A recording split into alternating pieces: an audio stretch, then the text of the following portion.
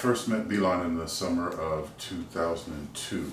I was actually interviewing for a position at Heron, and one of the professors who was taking me around, Eric Norgelin, took me into the library where BiLan was doing some work. That was more of a casual meeting. I mean, the first time that I actually really met her was in her classroom when I started the following semester, where I was walking down the hall and I heard an accent that I wasn't that familiar with.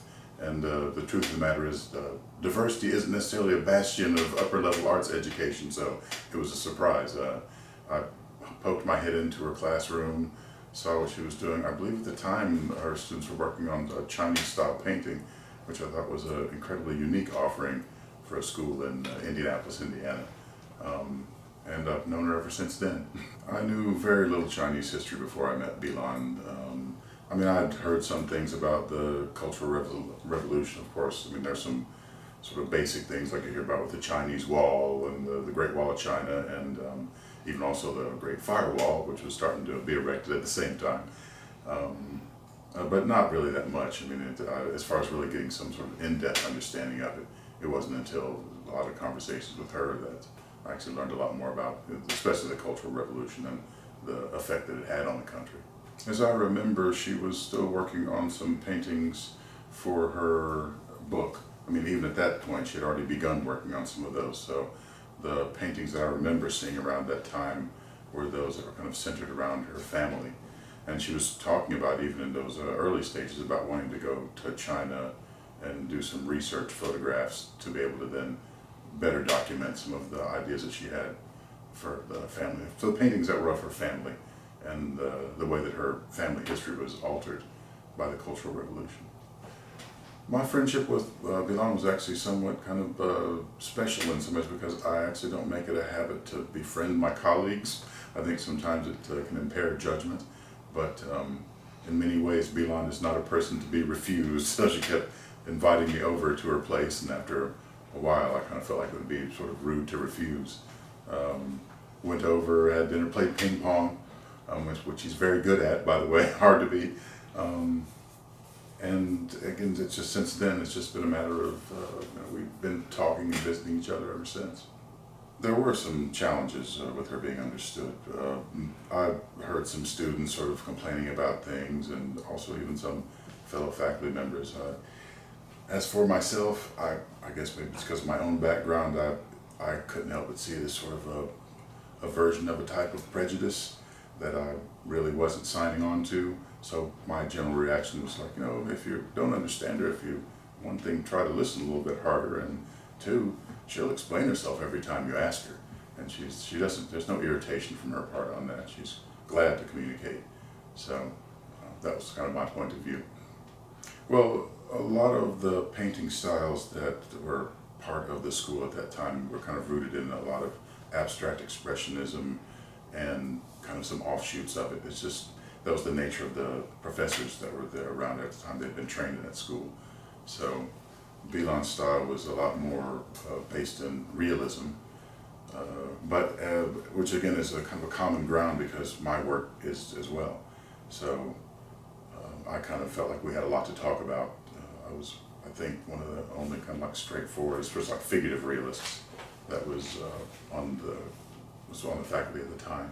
So we talked a lot about figuration and the ways that the figure can be used to depict ideas.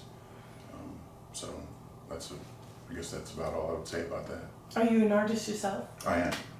And how does BiLan's style differ from your style? Well, one, she's a painter, and I work predominantly in drawing, so all of her work's in color, and almost all mine's in black and white. My work would be described probably as a little bit more of sort of like a tight photorealist bent, where a lot of her work is more of a version of kind of expressive realism. Again, I found the contrast to be intriguing, just because we could sort of talk about the different ways that we would address those issues in both our works. I felt like I could connect with her paintings pretty deeply. I mean, my own work is kind of about trying to understand aspects of kind of the human identity, characteristics. I felt like she was doing the exact same thing in her work, but in a really different way. I tend to do mine more from kind of a sociological standpoint, I felt that she was really chronologuing an intimate and, in a lot of ways, dark part of a family history that was affected by the country that she grew up in and lived in her home. The way I think BiLan's story is relevant today is actually, in my own opinion, I somewhat see the sort of history of China starting to kind of play out a bit in the United States. I mean, one, there's an increasing population, which hasn't really slowed. Two, it does seem like, to me, there's a little bit of an erosion of personal liberty as opposed to governmental will. I do see a lot of parallels. I feel like a lot of what happened under Mao Zedong was actually a bit of kind of a cult of personality issue, and I do feel that under our current administration there's a bit of that as well. So people, where people almost rabidly follow a leader because they've signed on to that person's agenda, as opposed to maybe looking at the moral and ethical ramifications of that position. So I mean, I feel like in the same way in China, I mean, you have a lot of the educated class was persecuted just because they were educated, and as though somehow that meant that they considered themselves either separate or apart from the working class. And I see a growing sense of that in our country as well, that we have a president that maybe doesn't have as much support for things like the sciences, or how it might affect things like the way that we would look at global issues, or how we were caretakers of the planet. So yes, I do see a lot of parallels. Well, part of the understanding that I gained was based a little bit on what I talked about before, which is kind of seeing how I feel like our culture and their culture are kind of heading at an intersection. They seem to be getting a bit more westernized. And I don't necessarily say that we're being more easternized, but the culture is a bit more authoritarian. And I do feel like we're starting to see a lot more of that bent in our society, where maybe it's not quite so safe to speak out on certain things because one might face censure, even possibly from the government. That's been a way of life in China for quite a while, where we were founded more on the idea of freedom of speech and the ability to speak out against or in opposition to government policies. It seems like more and more it's becoming a target for penalty. From my standpoint, I always saw BiLan's desire to come to the United States as really just a quest for freedom. Again, one thing I've noticed pretty quickly in China is that you don't just get to say whatever you want wherever you want to, or about whoever you want to. Again, that's in there, it could land you in prison pretty quickly and never to be seen again, possibly. So, but I also believe that she was compelled to tell the story that she had to tell about the way that her family had been affected. So, the desire for personal freedom, the desire for the sort of unbridled creative expression, so that she wouldn't have to worry about the work being censured or being taken in the wrong context, or even getting herself, her family members, her friends in trouble because of things that she was saying that were critical of what had happened during the Cultural Revolution. Because even now, one has to be careful. When in our last visit there, it's like it's not a subject that you want to bring up lightly, because it can cause trouble. So yeah, I mean, I feel like it was a different version of the same quest I believe that all artists are trying to fulfill, which is creative liberty. And so if in her case, I feel like if she felt that she was sort of being shackled a bit in terms of what she would be allowed to say or allowed to do, and that the truth was so important that she wanted to be in a place where she could speak it. I have always regarded artists as, best way I know how to put it is chronicler. So if I put this out, I've always regarded artists as chroniclers of the cultural psyche. In other words, artists record a lot of, maybe not necessarily history, but almost a matter of sort of the way that people navigate through that history, the way they live, the experiences that they have, the feelings that they form, the attachments that they carry.